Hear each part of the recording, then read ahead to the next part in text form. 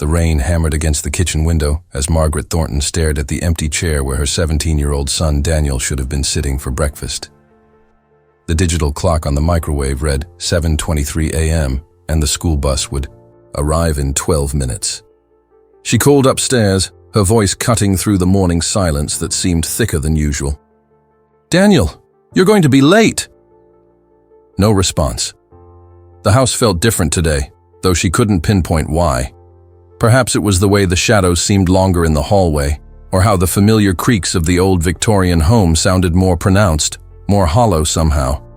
The morning light filtering through the lace curtains her mother had given them years ago cast an unsettling pattern across the hardwood floors. Margaret climbed the stairs, her footsteps muffled by the worn carpet that desperately needed replacing. Another expense they couldn't afford right now. The banister wobbled slightly under her grip, a reminder of all the home repairs they'd been putting off while Robert's construction business struggled through its worst season in over a decade. She paused, at the top of the stairs, listening for any sound from Daniel's room. Usually, she could hear his alarm clock's persistent buzzing, or the sound of him moving around, getting dressed, occasionally cursing under his breath when he couldn't find a clean shirt. But this morning, there was only an eerie stillness that made her skin prickle with unease. Daniel's bedroom door stood slightly ajar. She pushed it open, expecting to find him still buried under his covers. But the bed was empty. Made even, which was unusual for her perpetually messy teenager. The blue and gray striped comforter was pulled tight, hospital corners precise in a way that Daniel had never bothered with before. His backpack sat neatly by his desk, textbooks stacked in a way that seemed almost too organized for someone who typically threw everything together at the last minute. Margaret stepped into the room, her bare feet sinking into the plush area. Rug they'd bought him for his 16th birthday. Everything was in its place, too much in its place. Daniel's usually cluttered desk was clear except for his laptop, a few pens arranged in perfect parallel lines, and a water glass that sat exactly in the center of a coaster. His dresser top, normally covered with loose change, earbuds, and random papers, was completely bare. The wall still held his collection of movie posters and a few photographs from family vacations taken in happier times, but even these seemed to be hanging more precisely than usual. Margaret noticed that his hamper was empty, and when she checked his closet, she could see gaps where clothes used to hang. Not many, maybe a week's worth of casual wear, but enough to suggest this wasn't a spontaneous departure. What struck her most was the absence of personal items. Daniel's leather journal, which he always kept on his nightstand, was nowhere to be seen. Neither was the small wooden box where he kept his savings from his part-time job at the local bookstore. His favorite baseball cap, the one he'd worn almost every day since middle school, was missing from its usual spot on his desk chair. Daniel? She checked the bathroom, then the basement where he sometimes played video games before school. Nothing. The garage revealed his bicycle exactly where it always was, and his skateboard hung on its usual hook. Margaret's pulse quickened as she returned to the kitchen and grabbed her phone. 7 missed calls from Daniel's number, all received between 2:17 a.m. and 2:31 a.m. while she slept. She had turned her phone to silent mode the night before, exhausted from another argument with her husband Robert about their mounting financial troubles. She called Daniel back immediately. The phone rang once, twice, then went straight to voicemail. His voice, slightly deeper than it had been just a year ago, delivered the standard teenager greeting. "You know what to do." The school bus wheezed to a stop outside their house, its brakes hissing in the damp morning air. Margaret ran to the front door, waving frantically at Mrs. Henderson, the driver who had been transporting neighborhood kids for over 2 decades. The older woman had watched Daniel grow from a shy kindergartner with a gap-toothed smile into the tall, thoughtful teenager he was now. "Mrs. Thornton? Where's Daniel this morning?" Mrs. Henderson called out through her open window, her weathered face creased with concern. She was used to punctual kids, and Daniel, despite his teenage tendencies, was rarely late for the bus. Margaret hurried down the front steps, her slippers soaking through on the wet pavement. I'm not sure. Did you see him yesterday afternoon when you dropped him off? Mrs. Henderson adjusted her rearview mirror, frowning as she thought back. Yesterday was a teacher training day, honey. No school. Didn't Daniel tell you? She paused, studying Margaret's face. You know, I've been driving this route for 23 years, and I've seen a lot of families go through tough times. You and Robert have been looking pretty stressed lately. Everything okay at home? The words hit Margaret like a physical blow. Not only had she failed to notice that Daniel was missing, but she hadn't even known there was no school yesterday. How had she become so disconnected from her son's schedule, his life? She had been so consumed with work, staying late at the accounting firm to catch up on quarterly reports, that she hadn't checked the school calendar in weeks. Mrs. Thornton, are you all right? The bus driver's voice was gentle but concerned. Behind her, Margaret could see several students craning their necks to look out the windows, curious about the delay. Yes, thank you, Mrs. Henderson. Daniel must be sick today. The lie felt bitter in her mouth, but she wasn't ready to admit. To this woman who had faithfully driven her son to school for years, that she had no idea where Daniel was or how long he'd been gone. Mrs. Henderson nodded slowly, but her expression remained troubled. Well, you tell that boy I hope he feels better soon. And Mrs. Thornton, sometimes kids need to know their parents are paying attention. I see a lot of families on this route, and the ones that stay connected, they weather the storms better. The bus pulled away, leaving Margaret standing in her doorway in her pajamas and robe, watching the taillights disappear around the corner. Mrs. Henderson's words echoed in her mind as she realized that even the school bus driver had noticed their family was struggling. How many other people had seen the cracks forming in their household, while she and Robert remained oblivious? She dialed Robert's number, her fingers trembling slightly as she waited for him to answer.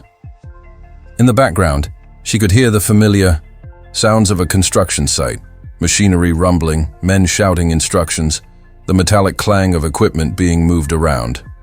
What now, Margaret? I'm about to start pouring concrete, and if this gets messed up, we'll lose the whole day's work. Robert's voice was sharp with stress and irritation. She knew he was under enormous pressure to complete this job on time. They needed the money desperately, and any delays would cost them both time and reputation. Daniel's missing. The background noise seemed to fade as Robert processed her words. What do you mean missing? He's probably just hiding somewhere, being dramatic. You know how he gets when we fight.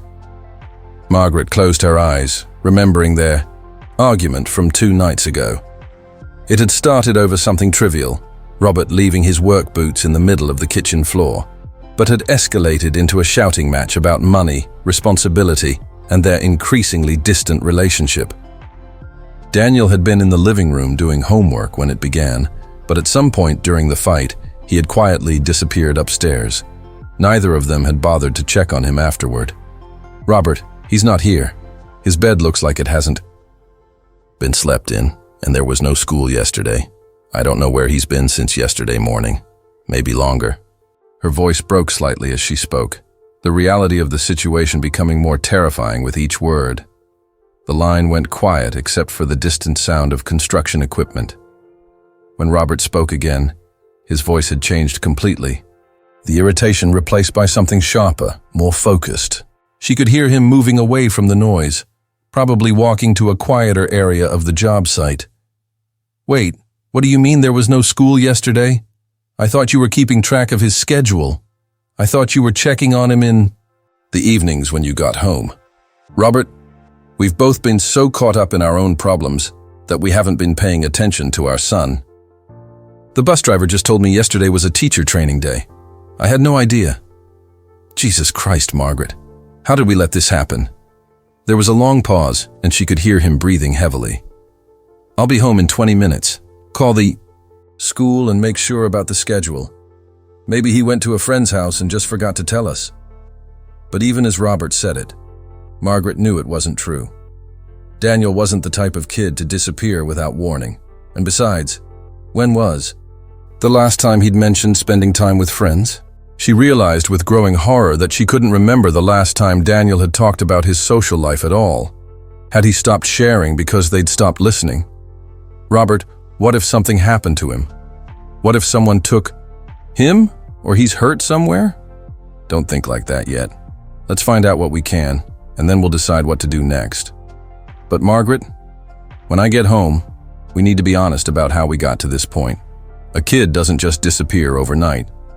There were probably signs, and we missed them. After hanging up, Margaret stood in her kitchen feeling more alone than she had in years.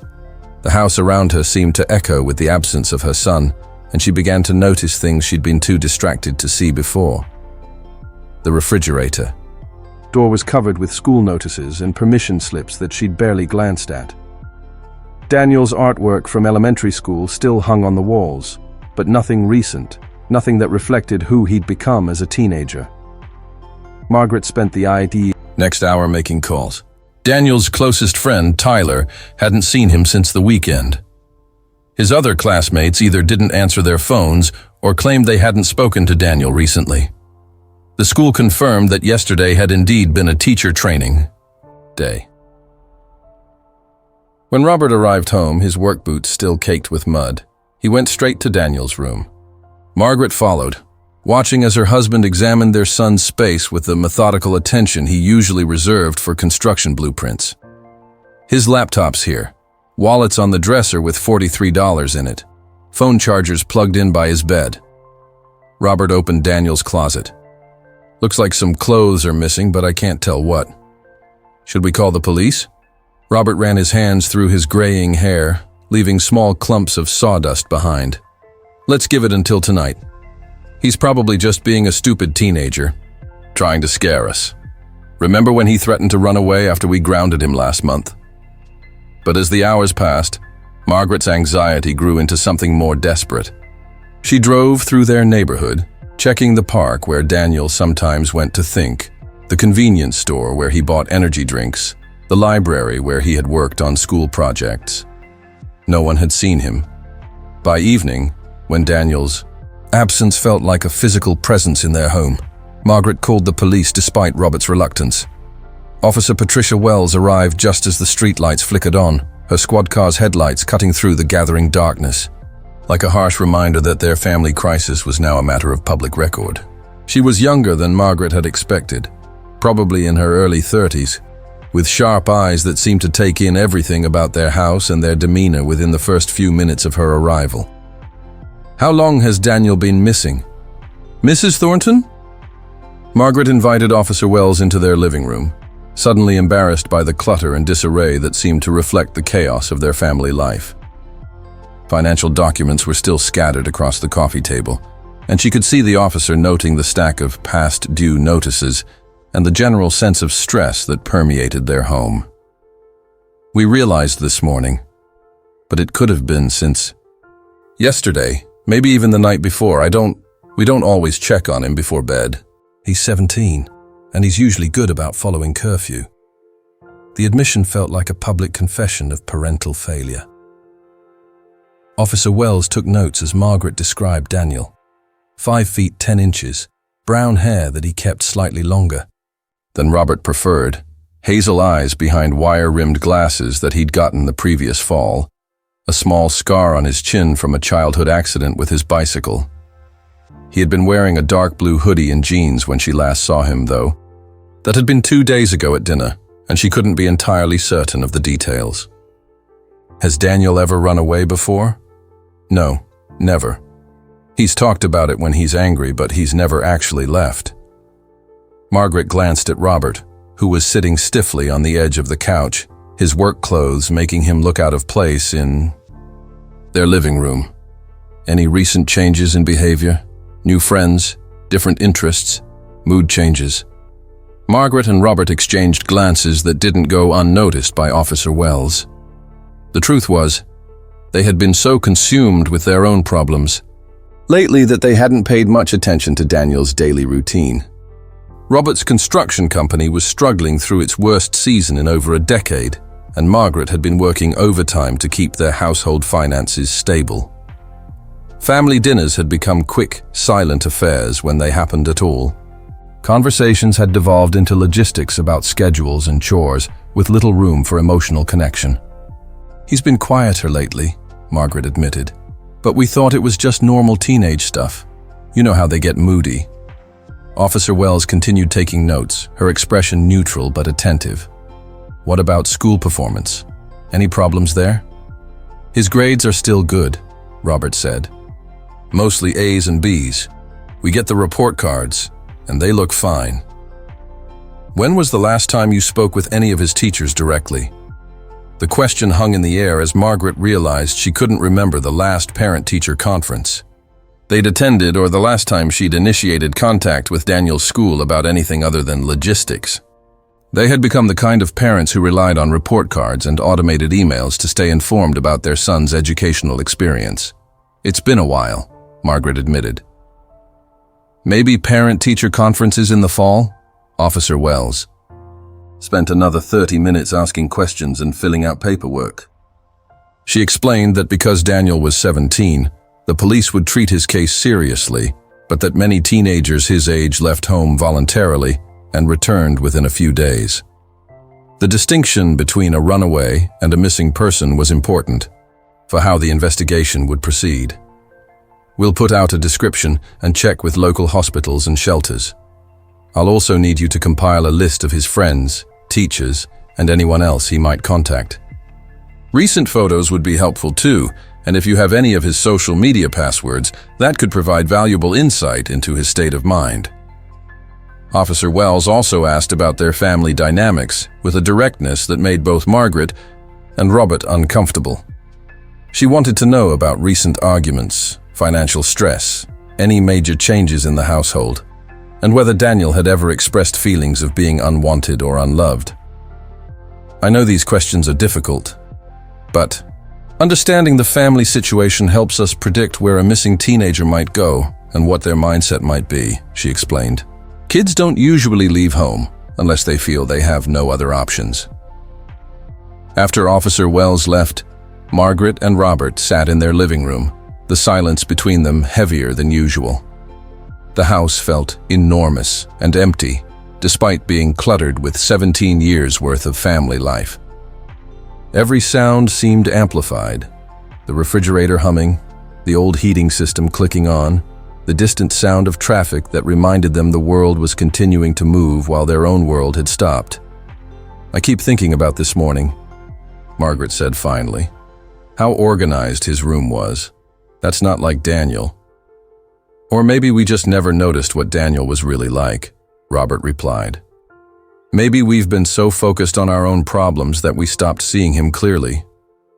They sat together in the gathering darkness, neither of them wanting to turn on the television or try to pretend this was a normal evening. The house around them seemed to echo with missed opportunities and ignored warning signs, and both of them were beginning to understand that Daniel's disappearance was as much about their failures as parents as it was about whatever crisis their son was facing. "I keep thinking about this morning," Margaret said. "How organized his room was. That's not like Daniel. Maybe he was planning to leave, or maybe—" Margaret couldn't finish the thought, but it had been nagging at her all day. What if Daniel hadn't left voluntarily? What if something had happened to him? Robert reached for the remote control, then put it down without turning on the television. "We should check his computer, see if there's anything that might tell us where he went." Daniel's laptop was password protected, but Robert knew enough about computers from work to bypass the security. They found themselves scrolling through their son's digital life, feeling like intruders. His browser history showed typical teenage interests: music videos, gaming forums, social media sites. Nothing seemed unusual or alarming. His email account contained mostly school-related messages and promotional emails from clothing stores. But in his sent folder, they found something that made Margaret's breath catch. A message sent to an address they didn't recognize, dated 3 days ago. "I can't do this anymore. They don't even see me. It's like I'm invisible in my own house. Maybe if I disappear for real, they'll finally notice." The recipient's email address was dthornton.realagmail.com. Daniel had been writing to himself. "Oh, God," Margaret whispered. "Robert, we did this. We pushed him away." Robert stared at the screen, his face pale. "There's more." The sent folder contained dozens of messages, all to the same address, spanning several months. A digital diary of a teenager feeling increasingly isolated in his own home. Daniel wrote about overhearing their arguments about money, about feeling like a burden, about wondering if his parents would be happier without him. One message sent, just a week before his disappearance, was particularly devastating. Confucius said something about how when we stop caring about something, it withers and dies. I think I'm withering. I think they've stopped caring, and now I'm disappearing. Piece by piece, maybe it's better to just finish the job. Margaret couldn't read anymore. She closed the laptop and walked to the kitchen, gripping the counter as waves of guilt and terror washed over her. How had they missed this? How had they been so absorbed in their own problems that they failed to notice their son's pain? Robert joined her, his construction-hardened hands surprisingly gentle as he placed them on her shoulders. "We'll find him, Margaret. We'll fix this." But as the night deepened and Daniel's empty room seemed to grow colder, Margaret wondered if some things, once broken, could ever truly be repaired. The next morning brought no news, but it did bring a stream of concerned neighbors and friends who had heard about Daniel's disappearance through the informal network that connects small communities. Officer Wells called to report that local hospitals had no record of anyone matching Daniel's description, and the initial canvass of the neighborhood had yielded nothing useful. Daniel's picture would be circulated to other law enforcement agencies, and his information would be entered into the National Missing Persons database. Margaret took the day off work, something she rarely did even when she was genuinely sick. Her supervisor at the accounting firm had been understanding when she called in tears to explain the situation, offering to redistribute her current projects and encouraging her to take as much time as she needed. The kindness of her colleagues only highlighted how little emotional support she had been receiving at home.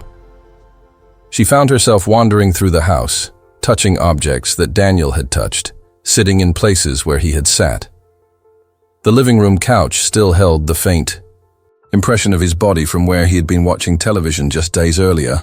His favorite mug sat in the dishwasher, still stained with the remnants of the hot chocolate he'd made himself Tuesday night while she and Robert were arguing in their bedroom about whether they could afford to fix the leaking roof. Friends and neighbors began stopping by throughout the day, offering support and asking questions that Margaret couldn't answer.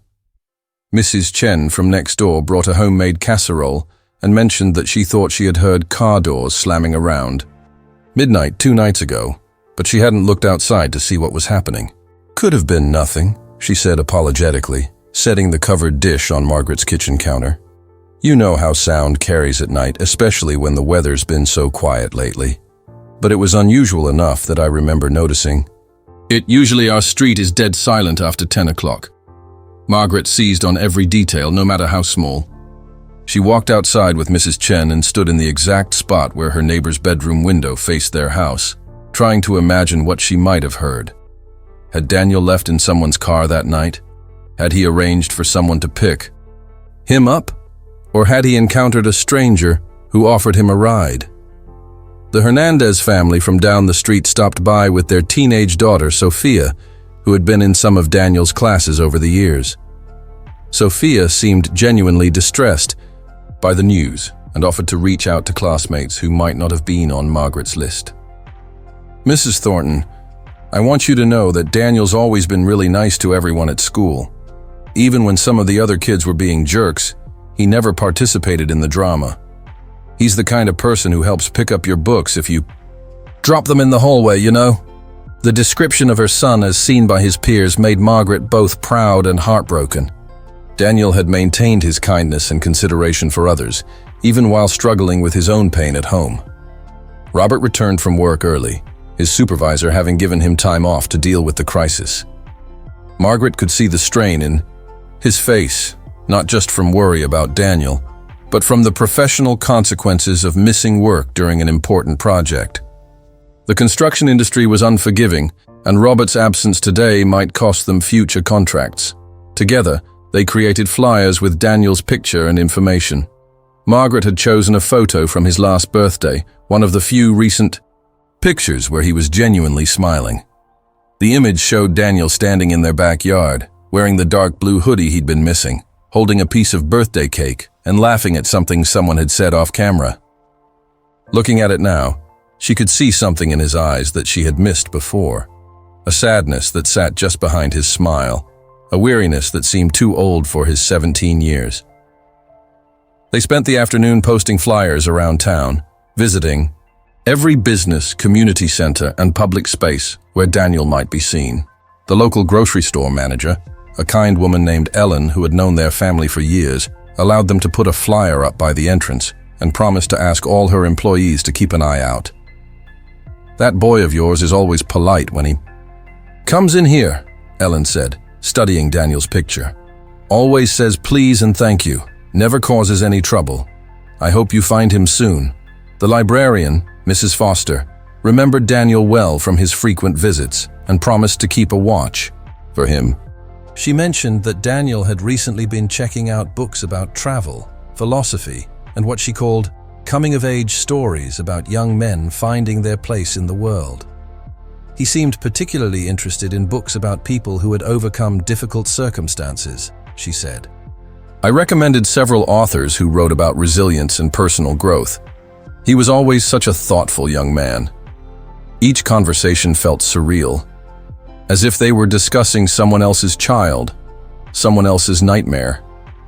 The people they spoke with painted a picture of Daniel as polite, thoughtful, and well-liked, a young man who had been struggling in private while maintaining a facade of normalcy in public. As they walked back to their car after visiting the fifth business, Margaret's phone rang. An unknown number. "Hello? Is this Margaret Thornton, Daniel's mother?" "Yes. Who is this?" "My name is Sarah Wickham. I'm a guidance counselor at Riverside High School. I know Daniel's not one of my students, but I heard about his disappearance. I think we need to talk." They met Sarah at a coffee shop downtown, a neutral location where they could speak privately. Sarah was younger than Margaret had expected, probably in her early 30s, with kind eyes and an earnest manner that immediately put them at ease. "I want to be clear that I've never worked directly with Daniel," Sarah began. "But about 6 months ago, one of my students mentioned him during a session. She was concerned about a friend who seemed depressed and was talking about disappearing." Margaret felt her heart stop. What exactly did she say? "Without violating anyone's confidentiality, I can tell you that this student was worried enough to ask me what she should do if she thought someone might hurt themselves. We talked about warning signs and resources, and I gave her information to pass along." "Did she say why she was worried about Daniel specifically?" Sarah hesitated. She mentioned that he had talked about feeling invisible at home, that his parents were always fighting about money and seemed to have forgotten he existed.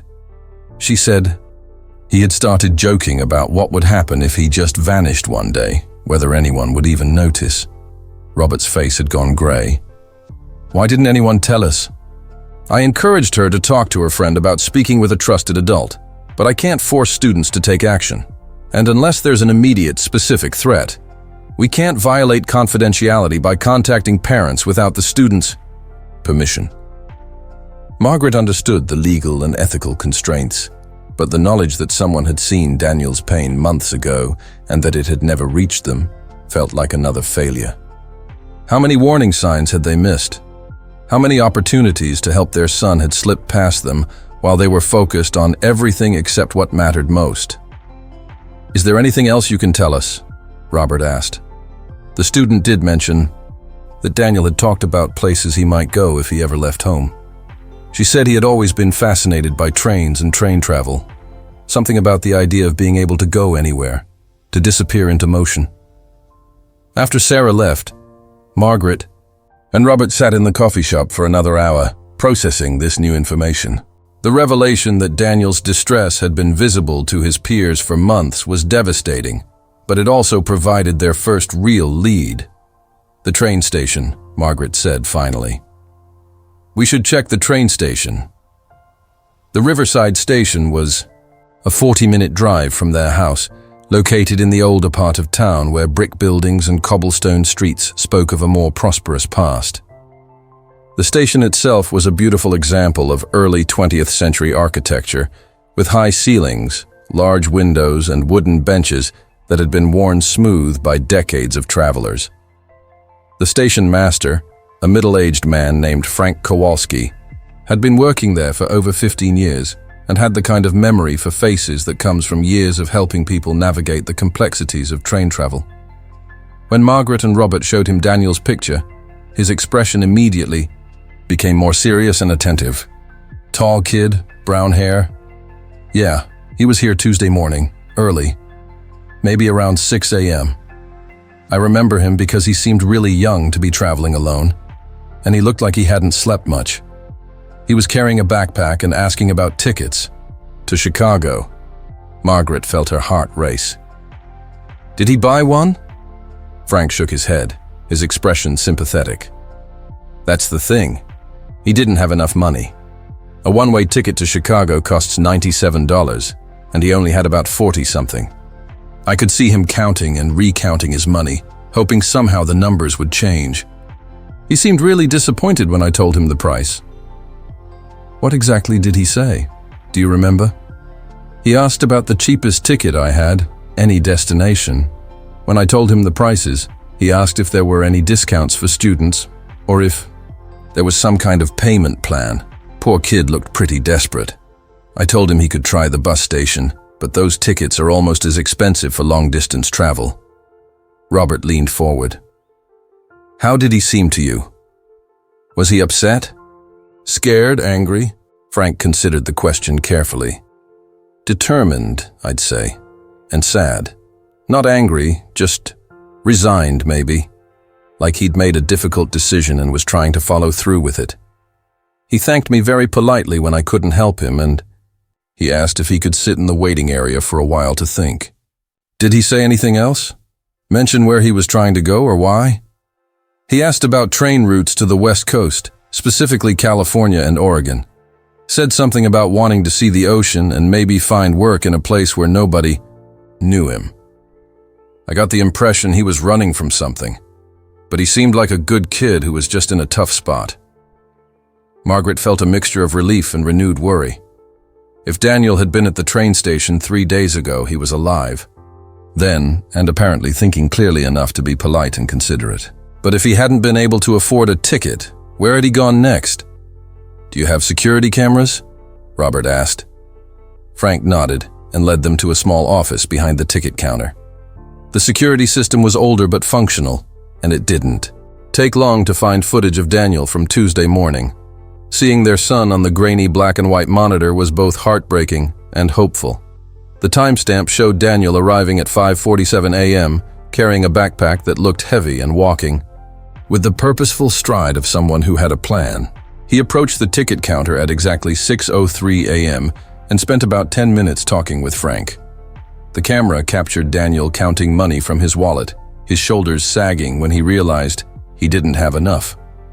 After leaving the ticket counter, Daniel sat in the waiting area for nearly an hour, occasionally pulling out a small notebook and writing in it. At one point, he used his phone, though they couldn't tell whether he was making a call or sending a message. Finally, at 7:15 a.m., he stood up, shouldered his backpack, and walked out of the station. "Can we get a copy of this footage?" Margaret asked. "I'll need to call my supervisor, but I think that should be possible. You might want to give this information to the police too. They might be able to enhance the video quality or spot details that were missing." Frank also provided them with information about other transportation options in the area. Besides the bus station, there were several smaller shuttle services that provided rides to nearby cities, though most of them required advance reservations and payment. "There's also the freight yards about 2 miles from here," Frank mentioned, reluctantly. "Sometimes people try to hop freight trains, though it's dangerous and illegal. I always try to talk kids out of it when they ask. but some of them are desperate enough to try anyway. The mention of freight trains sent a chill through Margaret. The idea of Daniel trying to ride illegally on a freight train, risking injury or death, was terrifying. But it also fit with his interest in trains and his lack of money for conventional transportation. They spent the rest of the day following up on Frank's suggestions. The Greyhound terminal downtown was busier and more chaotic than the train station, with travelers coming and going at all hours. The staff was equally helpful once they understood the situation. Carol, a woman who had been working the ticket counter for over a decade, remembered a young man matching Daniel's description asking about bus fares to various cities. He seemed really interested in routes going west, Carol said, pulling out a route map and pointing to several destinations. California, Oregon, Washington. But again, he didn't have enough money for any of the long-distance tickets.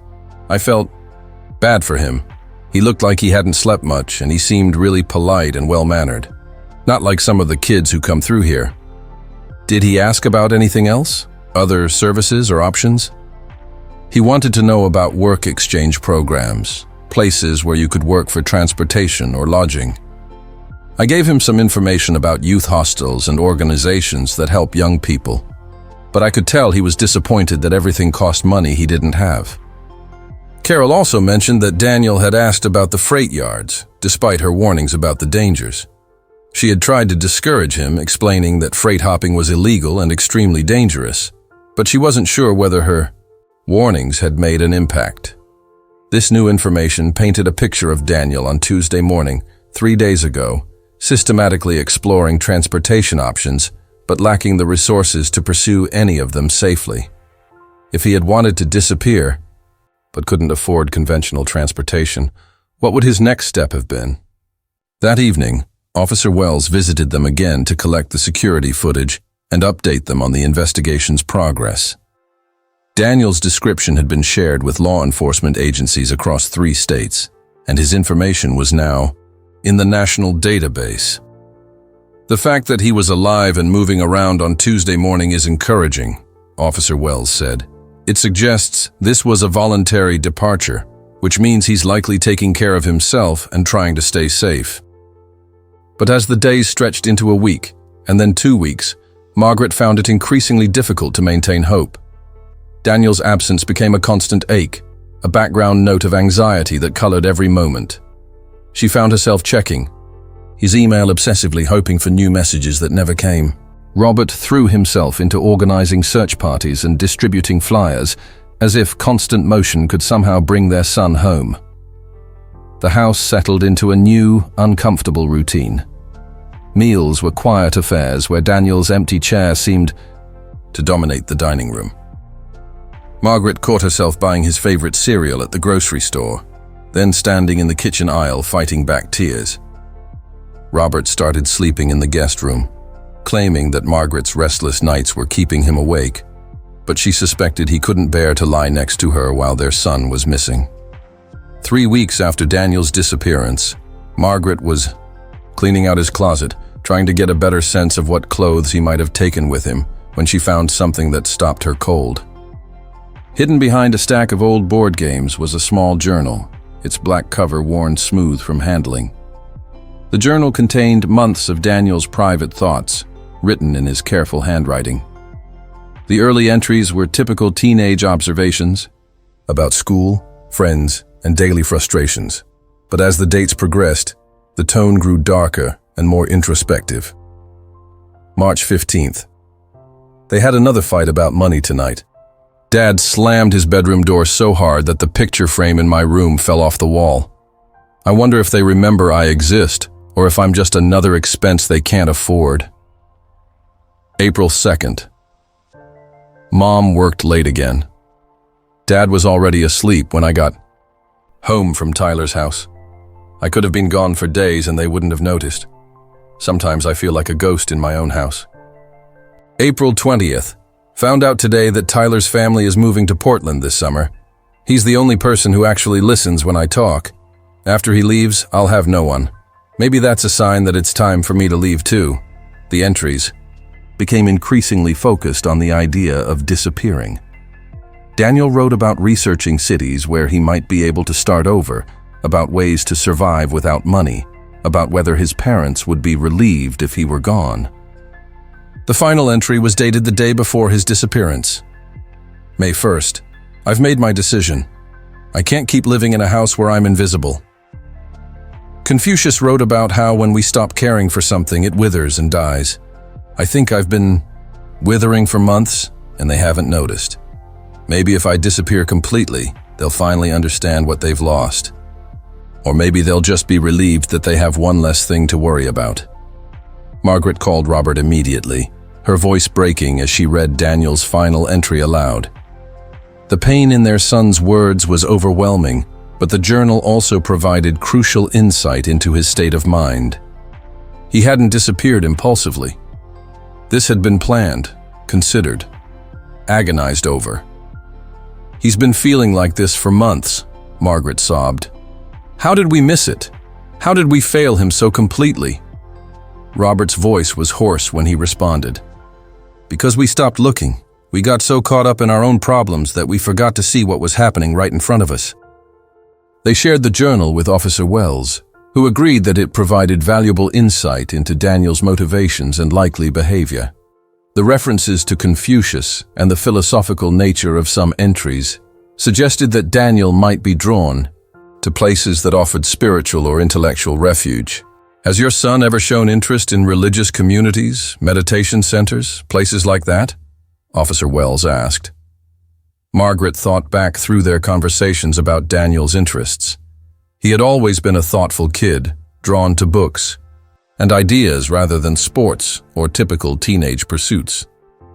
Last year, he had written a school report on Eastern philosophy that had impressed his teacher enough to recommend him for an advanced placement class. He did a project on Buddhism last year, she remembered. He was really interested in the concept of mindfulness and meditation. There's a meditation center about 2 hours north of here, in the mountains. He asked if we could visit it once, but we were too busy. The Peaceful Valley Meditation Center was nestled in the foothills of the mountains, about 2 hours north of their town, accessible by a winding road that curved through dense forests and opened occasionally to reveal breathtaking views of the valley below. The center itself was a collection of simple wooden buildings surrounded by carefully maintained gardens, walking paths, and meditation spaces that seemed designed to encourage reflection and inner peace.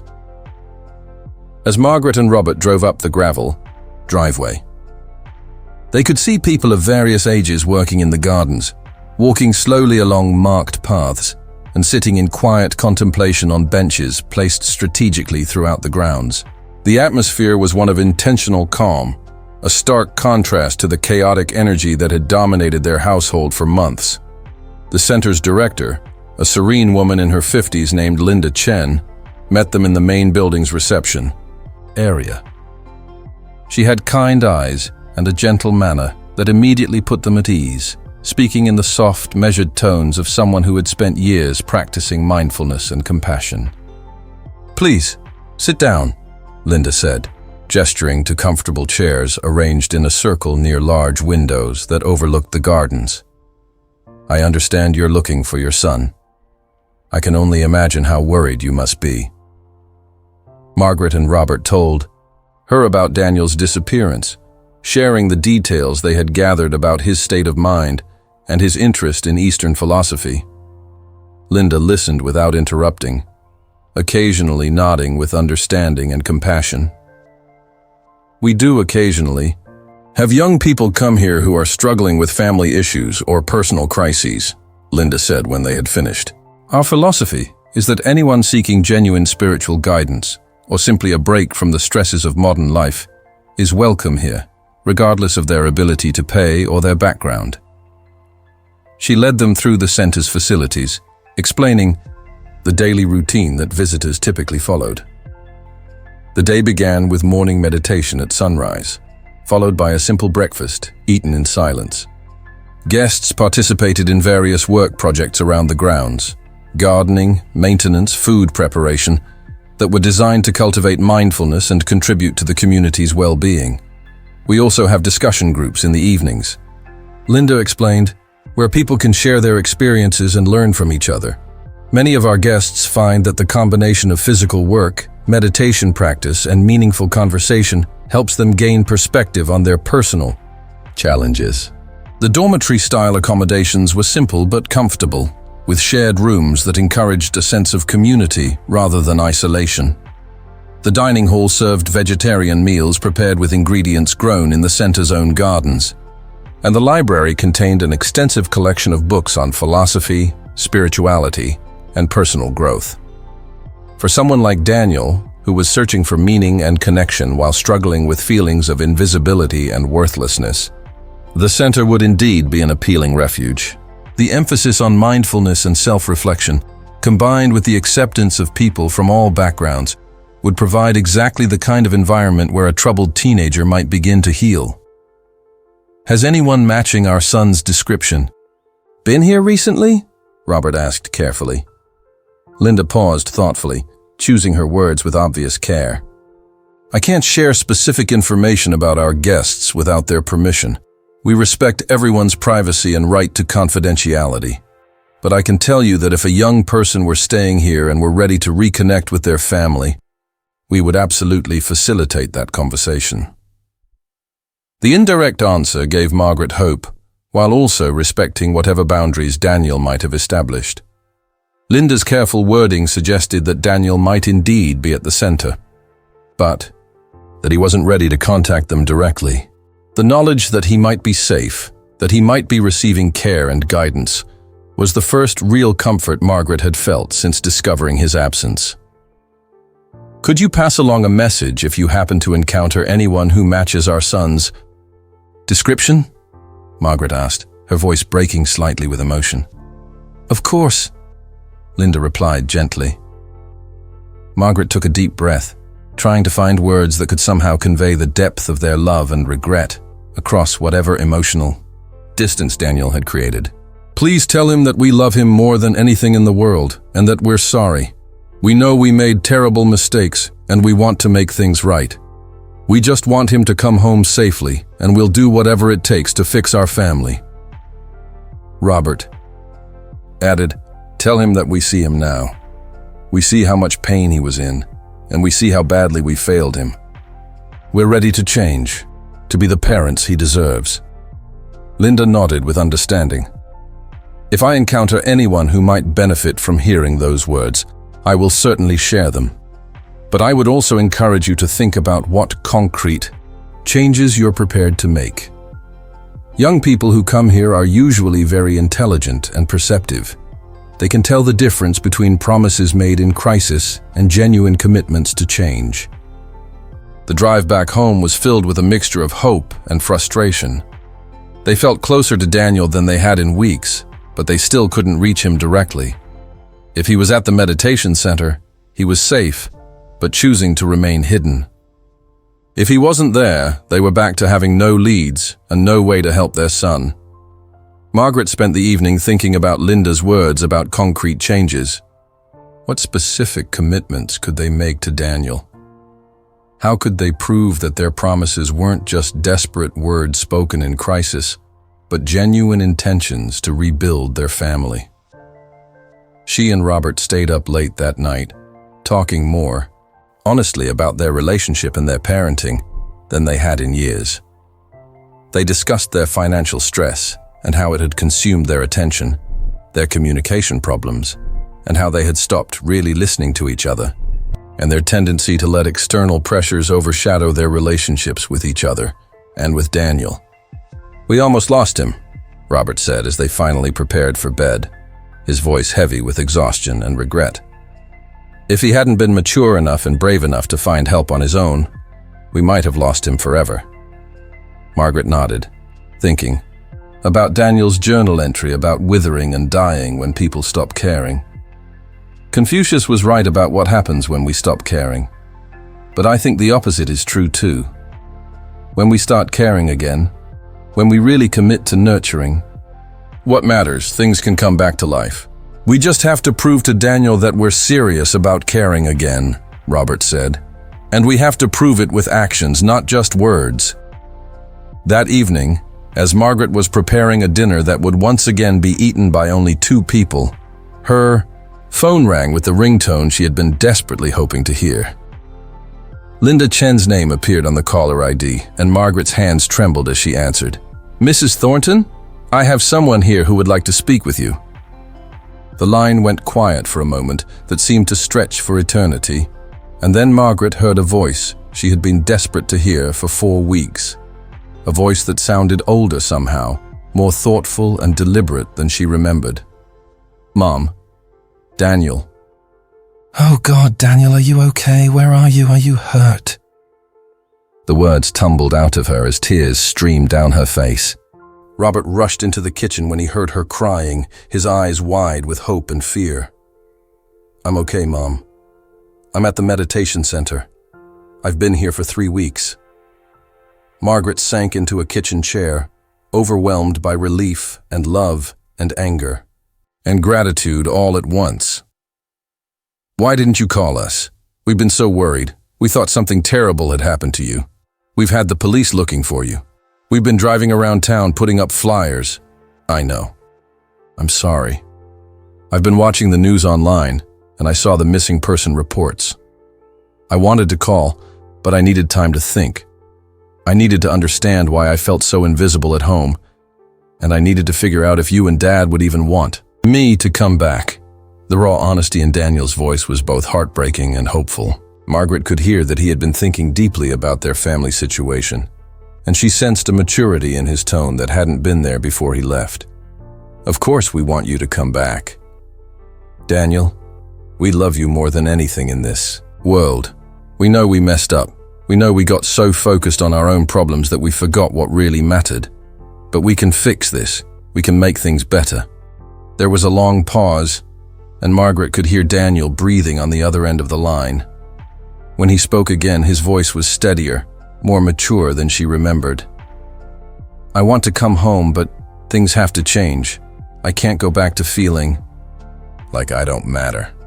I can't live in a house where my parents are so stressed about money and their relationship that they forget I exist.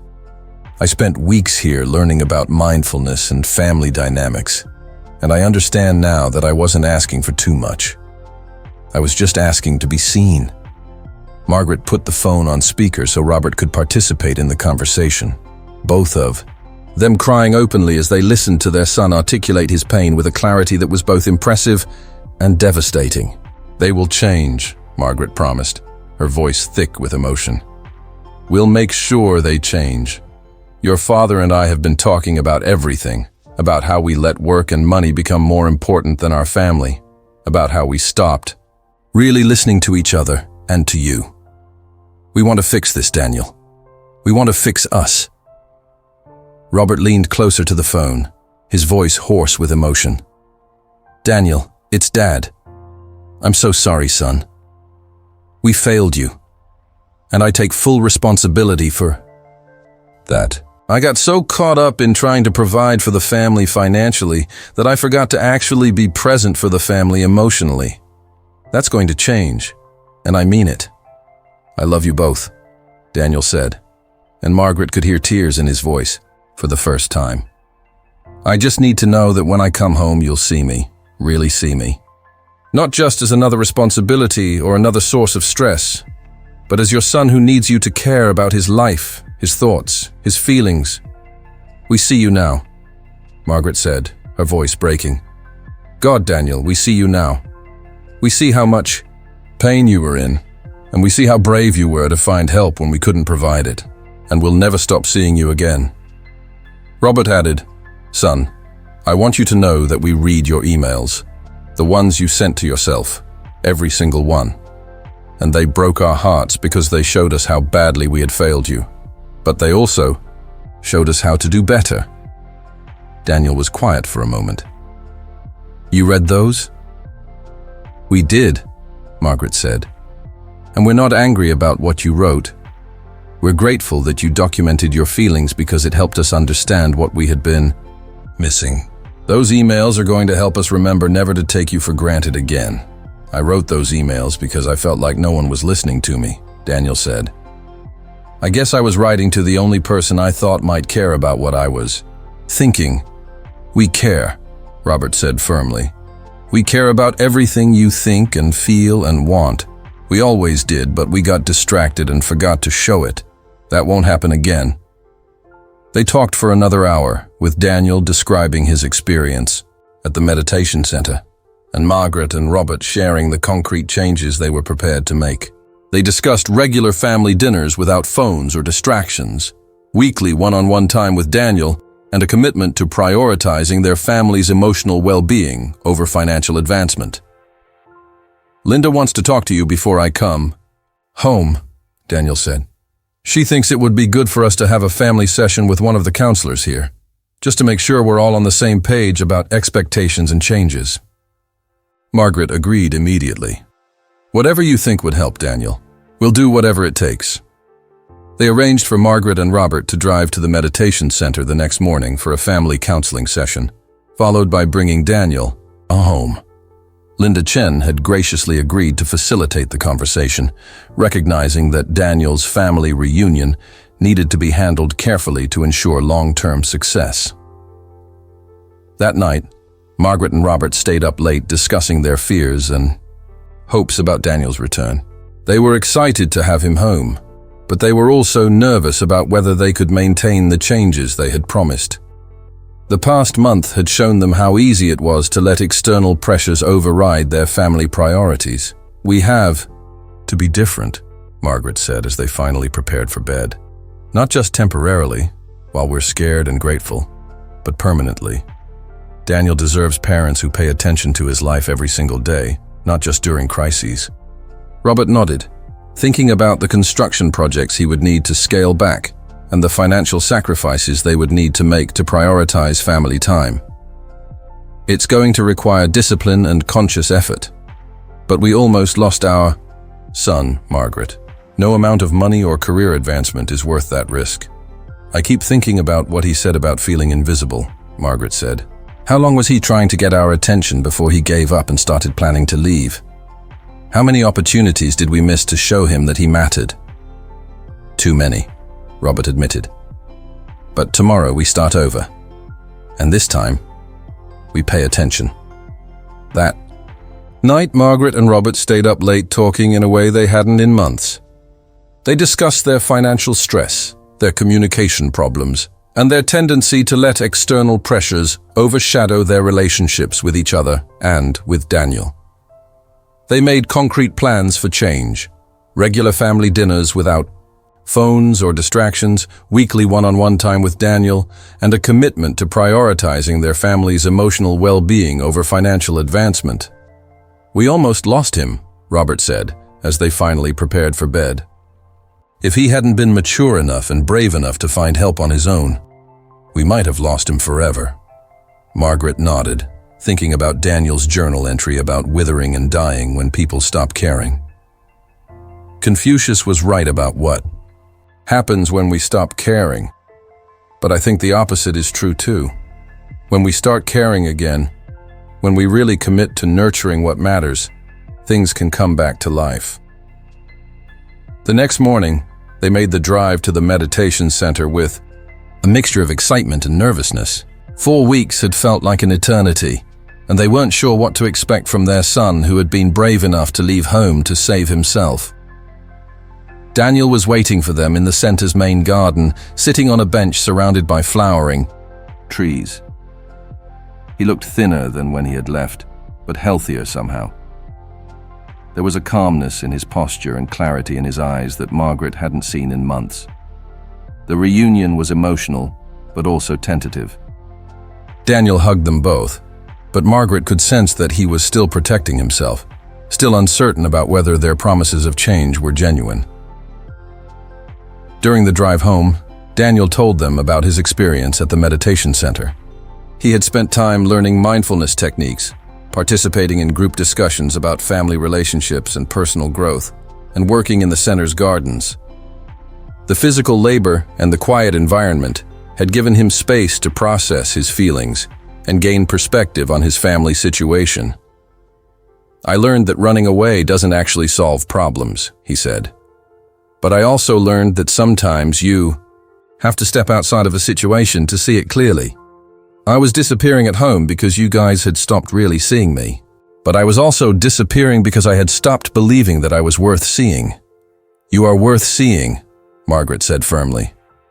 You're the most important thing in our lives, and we're going to make sure you know that every single day. Zhao. First few weeks after Daniel's return required conscious effort from all three of them. They established new routines and boundaries. Family dinner became sacred time, with phones put away and conversation focused on connecting with each other. Margaret and Robert made a point of asking Daniel about his day, his thoughts, his plans, and actually listening to his answers. Robert scaled back his work hours slightly, recognizing that no amount of overtime was worth the cost of losing his family. Margaret became more selective about taking on extra projects at work, prioritizing her time at home. They also started family counseling, working with a therapist to address the communication patterns that had led to Daniel feeling invisible. Months later, as they sat around the dinner table sharing stories about their day, Margaret reflected on how close they had come to losing everything that mattered. Daniel's disappearance had been a wake-up call that forced them to examine their priorities and make fundamental changes to how they lived as a family. Daniel had learned valuable lessons about self-advocacy and the importance of asking for help when struggling. His experience at the meditation center had given him tools for managing stress and maintaining emotional balance that would serve him well as he prepared for college and adulthood. I've been thinking about Confucius lately, Daniel said one evening as they cleared dishes together. The quote I used in my journal about things withering when we stop caring. I think there's more to it than that. What do you mean? Robert asked. I think Confucius was also saying that we have the power to choose what we care about. When we stop caring about our family, our relationships, the things that really matter, those things suffer. But when we decide to start caring again, when we make that conscious choice to nurture what's important, amazing things can happen. Margaret smiled, watching her son speak with the wisdom of someone who had faced a crisis and emerged stronger. You're absolutely right. And we choose to care.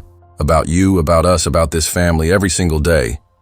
The experience had taught them all that love isn't just a feeling, it's a practice, a series of daily choices to pay attention, to prioritize, to show up for the people who matter most. Daniel's disappearance had been a devastating reminder of what happens when we stop caring. But his return had shown them the power of choosing to care again, deeply and deliberately. As they settled into their new routines and rebuilt their family relationships, they carried with them the knowledge that they had been given a second chance. Not everyone gets that opportunity, and they were determined not to waste it. The house that had once felt empty and disconnected now felt warm and alive, filled with the presence of a family that had learned to truly see each other. Daniel never forgot the feeling of being invisible in his own home, and that memory served as motivation to ensure that others didn't experience the same isolation. He began volunteering at the meditation center during his free time, helping to create a welcoming environment for other young people who might be struggling with family issues or personal crises. Margaret and Robert's marriage also strengthened, as they learned to communicate more effectively and to support each other through stress without letting external pressures damage their relationship. They had discovered that financial security meant nothing if it came at the cost of their family's emotional well-being. The quote from Confucius that had once represented Daniel's despair became a family motto of sorts, a reminder of their commitment to caring for what mattered most. They had learned through nearly losing everything that attention and care are the nutrients that keep relationships alive and thriving. In the end, Daniel's disappearance had been both a crisis and a gift. It had forced them to confront the ways they had been failing each other. But it had also provided an opportunity to rebuild their family on a stronger foundation. They had learned that love requires presence, that caring requires action, and that the most important things in life wither without deliberate nurturing. The experience had changed them all, but perhaps most importantly, it had brought them back to each other. And in a world where families can drift apart gradually, almost imperceptibly, until one day they realize they've become strangers living under the same roof, that reconnection was perhaps the most valuable gift of all.